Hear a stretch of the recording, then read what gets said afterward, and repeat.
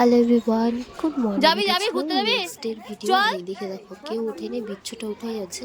সত্যি আর কি রোদটা বেরিয়েছে, ওই 4:30 নাগাদ বাজে। তো এইদিকে কিন্তু আমরা রেডি হয়ে চলে যাচ্ছি মাসির বাড়িতে, কারণ এক বাড়িতে এত চাপ। তো এখানে এসে আমরা ফ্রেশ হয়ে দেখো আমাদের কাজে লাগিয়ে দিয়েছে।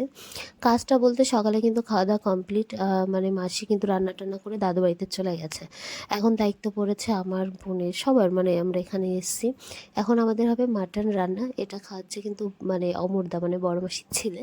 তো আমাদের ট্রিট দিচ্ছে। তো এদিকে আমি সব মশলা আর কি কেটে নিচ্ছিলাম। এই যে মাছটা বের করে নিয়েছি, মশলা কেটে নিয়েছি, এদিকে নিয়েছি। আর এদিকে পুজো দিয়ে চলে এসছে বাবুকে নিয়ে।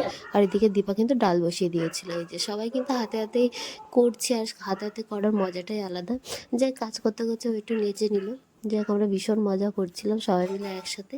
তো যেহেতু আমাদের আজকে স্টপার হচ্ছে মাটন, আর এখানে রান্না করবে হচ্ছে গুলটুদা, মানে পুজোদি বর। তো যাই হোক, আমরা হাতে হাতে করছিলাম। এদিকে ডালটাও করছিলাম, যেহেতু মাংস আর ডালটাই হবে, কারণ এক তরকারিতে তো খাওয়া যাবে না, অনেক লোক আর কি আমরা। তো এই যে আমাদের রাঁধুনি চলে এসছে। এই যে দুজনে মিলে এখন রান্না টান্না করছে। আর এই দিকে দেখো এটার অবস্থা, এত দুষ্টু কি আর বলবো, কেউ কারো থেকে কম যায় না। যাই হোক, ওদের সাথে একটু সময় কাটাচ্ছিলাম, যে তোমার রান্নাঘরে কাজের দিকে দেখো এক বিছানা খেলনা, কত খেলনা। যাই খাওয়া দাওয়া সেরে চলে এসছে। এখন সাজুগুজু করে আমাদের বেরোতে হবে গঙ্গাবরণ, এটা ছিল পরের ভিডিও। তো যাই হোক, এখানে কিন্তু আমি রেডি হয়েছি, আর আমার মেকআপ মানে আমাকে সাজিয়ে দিয়েছে পুজোতে। আর এই যে ওর মানে ও আমাকে শাড়িটা গিফট করেছে আর কি, কেমন লাগছে অবশ্যই জানিও। এই যে সবাই গঙ্গাবরণ করতে যাচ্ছে, যেহেতু দাদু বাড়ির পাশে ছিল নাম সংকীর্তন। তো তার কারণেই হচ্ছে যেহেতু দিদা মানসিক ছিল যে আমরা এখানে একটা ঠাকুর দিয়েছি।